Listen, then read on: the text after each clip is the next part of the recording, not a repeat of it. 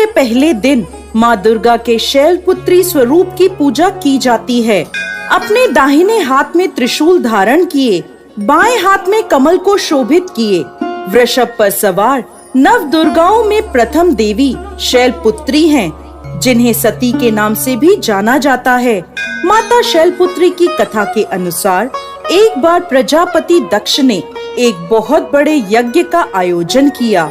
इस यज्ञ में उन्होंने सभी देवताओं को अपना अपना योग्य भाग प्राप्त करने के लिए आमंत्रित किया, परंतु उन्होंने भोलेनाथ को निमंत्रण नहीं भेजा।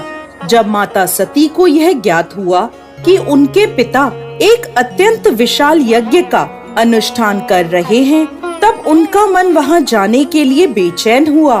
उन्होंने भोलेनाथ को अपने मन की सारी व्यथा बताई।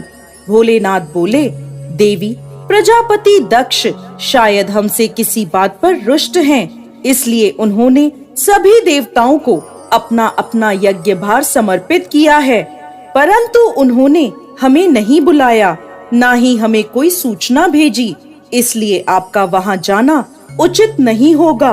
भोलेनाथ की यह बात सुनकर माता सती का मन शांत नहीं हुआ।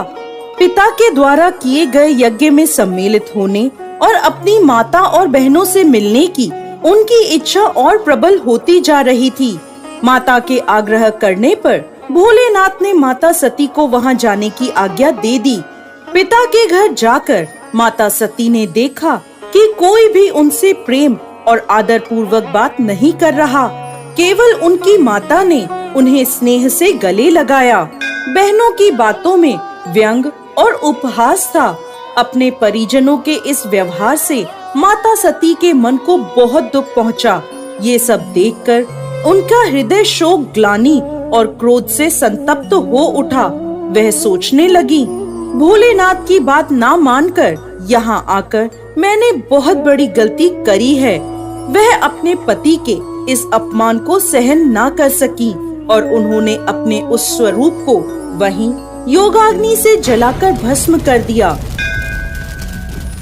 इस दुखद घटना को सुनकर भोलेनाथ ने क्रोध में आकर अपने गणों को भेजकर दक्ष के उस यज्ञ का पूर्णतः विध्वंस करवा दिया। सती ने योगाग्नि द्वारा अपने शरीर को भस्म कर अगले जन्म में शैलराज हिमालय की पुत्री के रूप में जन्म लिया। माता शैलपुत्री का जन्म शिला यानी पर्वत से हुआ है, इसलिए इनकी पूजा अर्चना करने से जीवन में स्थिरता आती है। इनकी पूजा अर्चना से